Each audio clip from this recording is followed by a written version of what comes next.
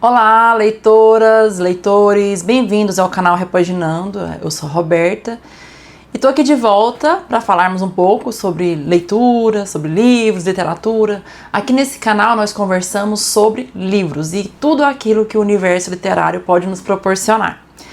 Hoje eu estou aqui, quero falar com vocês sobre as melhores leituras que eu tive no ano 2024. No último vídeo eu mostrei para vocês quais foram os livros que eu li. Então, gente, esse número, 24 livros, eles não têm nada a ver com o ano 2024. Os que eu havia elencado para ler totalizavam 24 livros. Eu acabei não conseguindo ler todos, porque no finalzinho eu acabei enrolando, mas teria dado certo. Então, hoje eu vim aqui para mostrar para vocês, dentre esses 21 livros, quais foram os que mais me agradaram. Eu fui muito pela emoção que me proporcionaram, pelo enriquecimento também que eles me trouxeram. Eu não sou uma pessoa da área da literatura, eu sou uma pessoa que gosta de ler, eu sou uma leitora e que busco crescer cada dia mais a partir das minhas leituras. A vida inteira eu li livros técnicos para as minhas formações acadêmicas e etc. Hoje eu me permito, eu posso ler livros que eu gosto, livros que me dão prazer. Consequentemente, acabam enriquecendo, porque a literatura ela amplia o vocabulário, ela melhora a sua capacidade de comunicação, consequentemente, a sua capacidade de interpretação e também acaba te gerando uma certa autoridade. Uma pessoa que tem um berço linguístico, uma pessoa que lê, ela acaba atingindo uma respeitabilidade, uma autoridade, porque a partir da forma dela se comunicar. A literatura, ela é para mim um prazer, ela é para mim um hobby e ela é para mim uma forma de crescimento e de viajar e de adentrar novos universos.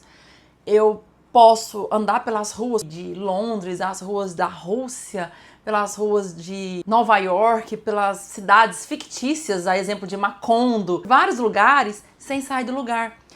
É difícil traduzir o prazer que a literatura dá. Muitas pessoas não leem por preguiça, ou porque se acham incapazes, ou porque acha que não gostam. Só não gosta, gente, quem nunca experimentou, quem não entrou nesse universo. Isso eu garanto. Um dia eu vou contar a história minha com a literatura. Eu fiquei muitos anos bloqueada por conta de uma situação específica, mas eu quero um dia tirar um momento só para falar sobre isso.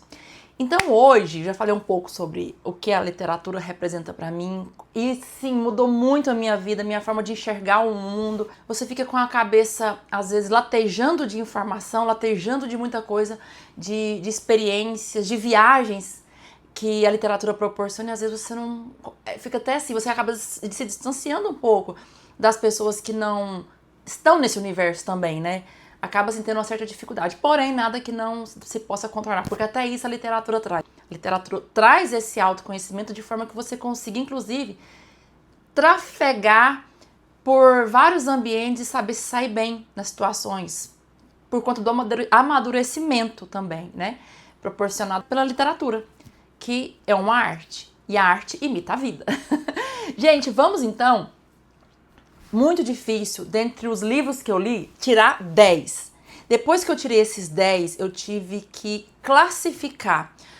Foi uma tortura, porque é muito difícil, porque cada um é bom à sua maneira.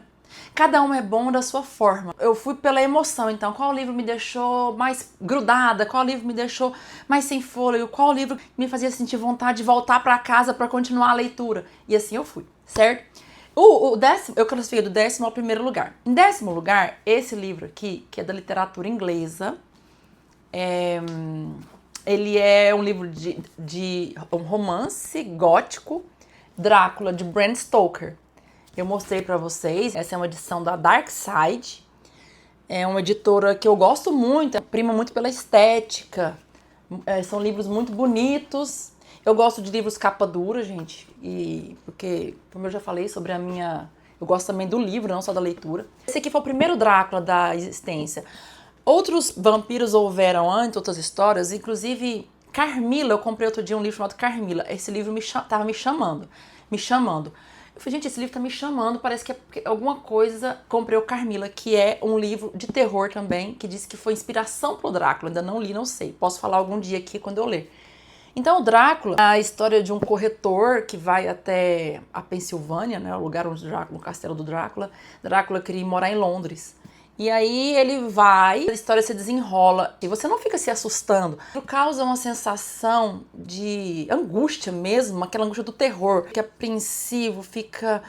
Você sente o cheiro do castelo, aquele castelo úmido, aquele castelo sombrio. A história se desenrola numa Londres vitoriana, onde a moral, os bons costumes, uma sociedade baseada nas aparências também, o que o outro pensa, o que o outro deixa de pensar. Drácula, de Bram Stoker, é um livro de terror, é um romance epistolar, é escrito baseado em cartas, telegramas, jornais. Existe um personagem muito interessante, Van Helsing, que eu já ouvi falar tanto dele, só fui entender quem é Van Helsing depois que eu li esse livro. Então vale a pena ler, muito bem escrito, muito gostoso de ler. Você fica ansioso pelo desfecho, pela narrativa. É um livro gostoso. E quando eu falo assim, eu escolhi aqui os 10 que eu mais gostei, foram aqueles que a leitura mais me prendeu. Tá? Esse aqui é um deles, Drácula. Recomendo muito. Recomendo também, eu já li Frankenstein, O Médico e o Monstro. São livros também com a mesma pegada de terror. Até eles associam, né, que é uma tríade, que é um trio de terror. Depois eu vim... Esse livro aqui não dá nem pra colocar assim numa classificação. Ó, Hamlet, de William Shakespeare. Eu falei já, foi o primeiro livro do Shakespeare que eu li. É uma história de um príncipe da Dinamarca, chamado Hamlet, cujo pai é assassinado, o rei. E eu tô dando spoiler, não, tô contando aqui o início só da história para poder dar um... E o pai do Hamlet é assassinado pelo próprio irmão, né, que é o tio Cláudio do Hamlet. E depois ele casa-se com a mãe do Hamlet. Então o tio assassina o pai e casa com a mãe. William Shakespeare sempre traz um teor de política na literatura dele. Então todos os personagens têm uma representatividade, um simbolismo muito grande. Você pode escrever um livro sobre cada personagem que existente aqui, criado por Shakespeare no livro Hamlet. Fala sobre existencialismo, sobre a vida, questiona... É um livro tão fininho, mas tão profundo. Ele ficou em... Eu coloquei em 10º, mas esse livro aqui ele nem... É algo tão inspirador para os próximos escritores que vieram, que eu acho até difícil você classificar um livro de Shakespeare, colocar dentro... Não que seja melhor que os outros, mas ele é uma coisa sui generis. Shakespeare é diferenciado, ele é a inspiração para todos os demais escritores. Em 8º lugar foi esse livro, Pais e Filhos, de Ivan Turgenev. Esse é da editora Antofágica. Ele vem com... Aqui ó, tem uma faixa atrás, tem um QR Code para assistir aulas antes e depois. Você no YouTube, te direciona para o YouTube. Esse livro aqui, ele fala sobre... São dilemas, né, entre duas gerações. O nome já diz pais e filhos. Um filho que volta para casa com um amigo. Eles colocam a servidão, né, a abolição da servidão na Rússia como pano de fundo também. O livro fala sobre a questão do niilismo, né, como a nova geração vê, né, a nova Rússia, a nova geração da Rússia. E o pai, que já tem um pensamento mais, vamos dizer, baseado em princípios, valores. E aí vem esse jovem e questiona esses valores, essa antiga Rússia, a questão da servidão na Rússia, que acabou, é ambientado nessa época, a história do livro. Muito bom. Uma escrita gostosa. Ivan Turgenev tem uma escrita muito gostosa. É muito interessante essa coisa, né? Os livros russos, eles têm um poder. Você vê Lev Tolstói, Dostoiévski, eles têm um poder de nos prender às leituras. Os livros russos vasculham a existência humana, a vida, o amor, e questionam, eles escrevem um livro falando de uma coisinha, e eles destrincham aquilo e vão lá nas profundezas e nos captam e nos deixam tão envolvidos. Esse livro aqui vale a pena muito, muito ler. Pais e Filhos, Ivan Turgenev. Aí a minha seleção começou a ficar mais apertada. Mais apertada, eu coloquei em 7º lugar Dom Casmurro, de Machado de Assis. Machado de Assis também é um escritor que... Ai, gente, falta palavras. Ele escreveu essa história aqui, que é a história, um triângulo amoroso, né? Bentinho, Capitu, Escobar, que não é bem, não sei se é um triângulo amoroso, se é, não é. Essa minha edição aqui é da Antofágica também. Esse aqui não tem o QR Code, mas é um livro tão bonito, tão... Olha que lindo aqui. Olha, tão bonito, tão gostoso de ler. Foi uma leitura que eu li, acho que foi esse livro que eu li em uma semana. Machado de Assis, ele dá um nó na cabeça das pessoas com esse livro aqui, e aí ficam as pessoas, traiu ou não traiu, traiu ou não traiu. Gente, a ideia não é se traiu ou não traiu, a ideia é justamente essa, de não saber o que aconteceu, história de amor, e aí... eu não gosto de falar porque eu tenho medo da spoiler, mas assim... a ideia é justamente essa, o que ele queria era isso. Eu vou criar um livro em que eu amarro tudo e que as pessoas nunca vão saber o que aconteceu de verdade. E ele fez isso, e fica a humanidade inteira perguntando. Depois, em sexto lugar, tô no sexto, né? O 1984, de George Orwell. É um livro profundo que fala sobre política, sobre poder, sobre socialismo, sobre... controle, um estado totalitário, como funciona todo o poder concentrado nas mãos de um governante, se isso funciona, por que não funciona. É um livro que foi escrito em 1948, ele foi publicado em 1949. O ano 1984 é justamente invertido aqui, ó, 1948, que foi o ano que ele foi escrito, em 1949 foi publicado.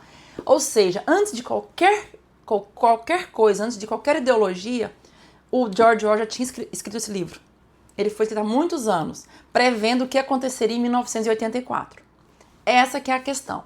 Muito bom, profundo. É um livro que tem muitas camadas. É uma distopia. Ele é diferente. O filme, tem um filme também, não lembro qual que é o streaming, mas que ajuda a entender. No final, assim, é o livro. Igualzinho, muito igual. Você vai ver no filme, parece que você já viu esse filme, não é? Porque você leu o livro. Eu tive essa sensação, eu fui ler um livro, Amante de Lady Chatterley. Eu tive essa sensação de que eu já havia visto aquela história, é porque eu já havia visto o filme. Aí eu fui ler o livro, e aí a sensação é que eu já tinha visto antes, né? Na verdade, é que eu tava lendo o livro, já tinha visto o filme. Aí eu falei, gente, eu conheço essa história de algum lugar, porque eu já tinha visto o filme. Em quinto lugar... aí já fica aqui uma classificação que eu só vou colocar porque... gente, na verdade essa classificação aqui é só por fazer mesmo, porque na verdade não tem um melhor que o outro. Eu tô mais me apegando à questão de qual foi o que me prendeu mais. Esse livro, eu vou falar a verdade, ele é incrível, ele é maravilhoso. Eu demorei muito a ler esse livro, muito pra ler. Eu comecei a ler em 2023 e fui empurrando, porque o começo dele é um pouco maçante, porque depois, do meio pro fim, é que ele me pegou, que eu não consegui largar. Porque é aí que o Dostoiévski, ele amarra tudo que ele narrou até então. É imprescindível que eu leia esse livro de novo, porque eu quero ler com outro olhar. E assim, você pode ler 1000 vezes esse livro, que 1000 vezes ele vai... nossa, é pouco. Então é um livro maravilhoso de Dostoiévski, presente dado por Dostoiévski à humanidade, onde ele narra a história de 3 irmãos, uma família cujo pai é um pai não muito amoroso. Ele discute questões de ordem religiosa, cristã, a bondade, ele questiona a ambição, a intelectualidade, justiça. E é um livro muito inteligente, muito inteligente, só lendo para saber, porque ele trata de muitos temas. São muitas camadas aqui dentro, coisas para digerir, muito maravilhoso. Ele é o último livro de Dostoiévski. Essa é uma edição da Martin Claret, que eu tenho essa coleção aqui. A tradução muito boa é de Herculano Vilas Boas. Irmãos Karamazov. Eu vou ler de novo, mas por uma outra edição, porque eu gosto de fazer isso. Em quarto lugar, Memórias Póstumas de Brás Cubas. Essa também é uma edição da editora Antofágica, lindíssimo também. Esse livro aqui é cheio de ironias, eu gostei mais dele do que de Dom Casmurro. Gostei mais. Eu acho que também talvez seja a grande obra... é difícil, né? Machado de Assis, qualquer conto que você lê dele é muito boa, muito interessante. Essa frase que tem aqui no final, que todo mundo gosta de ler, né? Ao verme que primeiro roeu as frias carnes do meu cadáver, dedico como saudosa lembrança essas memórias póstumas. Só essa frase já mostra assim a construção que esse homem é capaz de fazer. Machado de Assis, ele constrói uma narrativa, é um autor de escrita rebuscada, é um autor eloquente, é um autor irônico, sagaz, inteligente.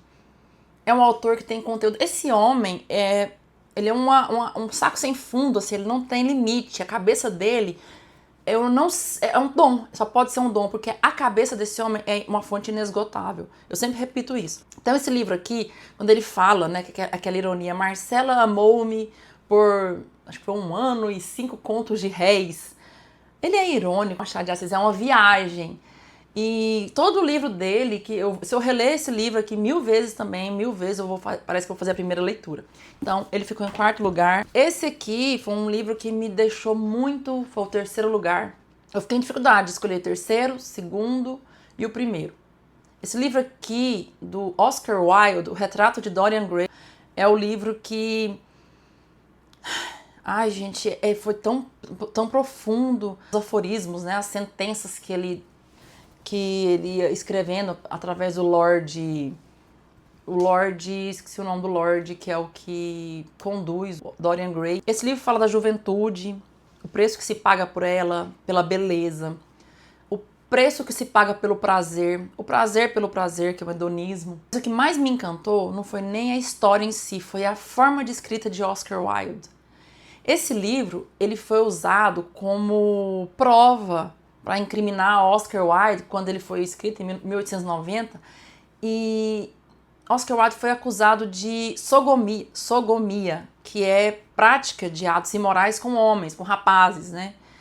E aí ele foi acusado, e se realmente ele era, na vida real, ele era bissexual, homossexual, não sei. E aí ele foi acusado, e naquela mesma Inglaterra vitoriana, da moral, bons costumes, princípios, valores, família, tudo aquilo. Outro autor também que teve problemas assim foi o Gustave Flaubert, com Madame Bovary, porque era contra os princípios religiosos, os bons costumes, contra a sociedade. Então, Oscar Wilde escreveu o Retrato de Dorian Gray, e este livro foi utilizado para incriminá-lo, para servir como prova contra ele. Tem o filme também, que retrata bastante, é diferente, um pouco diferente, mas retrata bem, para quem assim, às vezes tiver dificuldade de entender, interpretar. O filme, inspirado na história do livro, também ajuda. Eu achei muito forte uma frase quando o Dorian Gray, jovem, né, um rapaz jovem, e aquelas mulheres paradas olhando para ele, e aí esse Lord que se encanta com ele vai nortear ele por essa vida, né? Aí ele fala, o mundo é seu. Tá no espelho assim, vendo as mulheres atrás olhando, o mundo é seu, por um tempo. Como se dissesse, o mundo é dos jovens, o mundo é seu enquanto você é jovem. Oscar Wilde, eu comprei esse livro aqui em espanhol, que eu já estou inclusive lendo, estou relendo só aqui em espanhol. Essa releitura que eu faço é mais para exercitar o idioma, né? Então eu estou lendo em espanhol para exercitar o idioma e ao mesmo tempo relendo e vendo como que é a tradução. Se tá ok, se tem alguma disparidade. Aí eu olho aqui a interpretação, eu leio lá e olho que está de acordo com a interpretação que foi dada aqui. Então, o Retrato de Dorian Gray, maravilhoso, maravilhoso. Não é um livro difícil de ler, é tranquilo. Ele não é um livro tão fininho, né? Ele tem o quê? 400 e poucas páginas? Isso. Mas um livro maravilhoso. Nossa, eu queria... Sabe aquele livro que você queria desler para reler? É esse livro aqui. Eu tenho alguns assim. Esses 2 próximos também. Eu gostaria de desler esse livro para eu reler. Assim, deixa eu ler de novo. A gente às vezes não sabe o que nos espera no livro.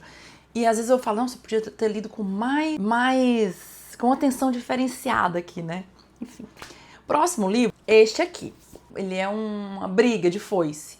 Há quem ame, há quem odeie. E eu entendo porque algumas pessoas odeiam. Algumas odeiam porque não conseguem passar da página 30, quando você emperra os laços de família que existem, que você precisa entender qual que é o grau de parentesco entre os personagens. Eu tenho essa edição também em espanhol, Cumbres Borrascosas. Diferente, né, o nome. Wuthering Heights em inglês e Cumbres Borrascosas em espanhol. E aí, esse livro, eu saí dele assim... tonta, zonza, aquele livro que eu queria desler e reler, mas não precisa, esse que eu posso ler, reler, que ele vai ser sempre encantador. O Morro dos Ventos Vivantes.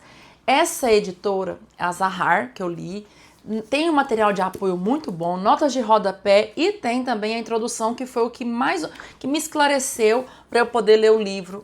Eu li a introdução e entendi esse grau de parentesco. Então esse é o primeiro ponto que as pessoas não conseguem avançar. O segundo ponto, existe um personagem chamado Heathcliff. Na verdade, a história é narrada por 2 pessoas, a Nellie e um inquilino da granja vizinha lá do Wuthering Heights. E o Heathcliff, ele é uma pessoa que acabou deixando a família intoxicada aos olhos de muitos. Uma pessoa cruel, há uma relação violenta naquela família. Quando eu falo violência não é só física, tá, gente? É violência verbal, moral, psicológica, vários tipos de violência existem. Então é algo assim, eu acho que se eu entrasse naquela casa eu sentiria uma energia ruim. Mas isso faz parte da construção, também escrito na época da Inglaterra vitoriana. Era uma família isolada num Morro dos Ventos Uivantes. Ali as coisas aconteciam, nada do que acontecia fora dali ficava sabendo. Quando alguém ia para outra cidade, para outro lugar, nada sabia daquela pessoa, só sabia o que acontecia ali naquelas redondezas, ali entre eles. Então é um livro muito profundo, muito forte. Eu não sei explicar esse livro porque ele foi escrito por uma menina. Ela tinha 30 anos quando morreu. Emily Brontë, foi o único livro dela. Eu acho que sim, as irmãs Brontë, Charlotte Brontë, Anne Brontë, inclusive vou abrir no próximo vídeo, nos próximos, né, alguns livros que chegaram, para mostrar para vocês. Eu pedi um livro dela que eu quero muito ler, porque diz que ainda é melhor do que esse. E eu fico assim, meu Deus, tem um livro melhor do que esse aqui, eu quero muito ler. Então, este livro, para mim, tá em segundo só porque eu tenho que colocar números na classificação. Mas é uma história fascinante. Há quem odeie por essas razões que eu falei, por conta da aridez das personagens. Outros odeiam porque não conseguem avançar, porque acham difícil. Mas depois que desenrolou essa coisa do parentesco aí, acabou, vai embora. Mas eu garanto essa leitura que vale a pena. É um livro... Nossa, é aquele que eu fiquei, depois desse livro aqui, eu fiquei tão mexida, sabe? Fiquei pensativa, reflexiva, eu não sou, assim, sabe quando você não é a mesma pessoa? Não é mais a mesma pessoa. E, em primeiro lugar, O Conde de Monte Cristo. Esse livro, ele é da editora Martin Claret. É preciso ter querido morrer, Maximilien, para saber como é viver. 1.300 e algumas páginas de pura emoção, felicidade, prazer, alegria. Meu Deus, que livro fantástico, que livro maravilhoso. E por que eu escolhi ele para ficar em primeiro lugar? Não é porque ele é melhor do que O Morro dos Ventos Uivantes, o Retrato de Dorian Gray, porque eu não conseguia fazer outra coisa na minha vida a não ser ler esse livro. E pelo tamanho dele, o escritor prendeu o leitor da forma como me prendeu. Eu li esse livro, se eu for contar os dias que eu li, foram uns 20 dias. Eu levei um mês, eu li nas férias, eu estava em viagem, e eu fui para casa da minha mãe, e lá eu li esse livro. Eu queria só ler esse livro. Eu falei, gente, será que eu tô doente? Será que eu tô com algum problema? Esse rapaz trabalhava no navio, Ferriol, e ele já ia ser comandante do navio, né? Ele era o primeiro imediato, e ele ia se casar. E aí eles fizeram por inveja, ciúmes, fizeram um complô contra ele, e ele foi preso. Ficou alguns anos preso, e depois ele conseguiu sair, e foi aí que a história se desenrola. Mas eu vou falar um negócio pra vocês. Não teve uma parte desse livro que eu poderia falar, tô entediada. A escrita é leve, você não precisa ser um leitor muito maduro para ler esse livro, não. Porque não é aquele livro que você precisa ficar voltando. Gente, porque a leitura, não se engane. Eu sou uma leitora sempre em crescimento. Não é porque eu estou aqui falando de livros, me encorajei a vir aqui falar, ou que eu leio livros clássicos, que eu pego um livro e vou lendo. Não. Eu pego, às vezes, passo um dia num capítulo, lendo, volto, leio, volto, até eu entender, contextualizar. Então, este livro aqui, ele não é um livro difícil, não é aquele livro que você precisa ficar voltando, você precisa ficar entendendo a história. Não. A leitura é fluida, é leve. Eu tenho ele também da editora Zahar, vou reler este livro, com certeza, tendo vida e saúde. Porque para ler, gente, é importante ter saúde. Eu sou muito grata por poder ler. Como é bom ler, como é gostoso, como é delicioso. Só quem vive essa vida de leitor sabe do que eu tô falando. E quem não sabe, experimente. Experimente, você também irá gostar. Então, gente, esse é o primeiro, por essa razão. Porque esse livro me prendeu do início ao fim, um calhamaço que eu devo ter lido em entre 20 e 30 dias. 20 e 30 dias eu li. Peguei firme, li, eu não conseguia fazer outra coisa. E ele tem o potencial de amarrar qualquer pessoa. Não se assustem com o tamanho e experimentem essa viagem maravilhosa pela Espanha, Paris, você conhece ali as festas, as reuniões, toda aquela hipocrisia da época. E é gostoso ver, inclusive a gente vê nesses livros, que a humanidade ela sempre foi a mesma, é isso.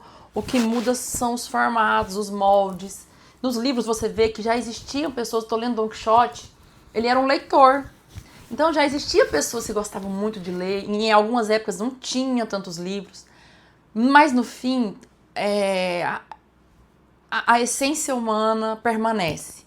Hoje a gente está aqui, eu falando com vocês sobre livros, difundindo meu prazer, o meu gosto, o meu conhecimento, a minha experiência como leitora, mas isso, em outras épocas, havia pessoas que liam muito, que faziam isso de outras formas. Hoje nós temos a internet que nos permite levar a tantas pessoas isso. Então aproveite seu tempo com coisas que te fazem bem, com coisas úteis, atividade física, leitura e coisas que alimentam o seu espírito, a sua alma, o seu corpo.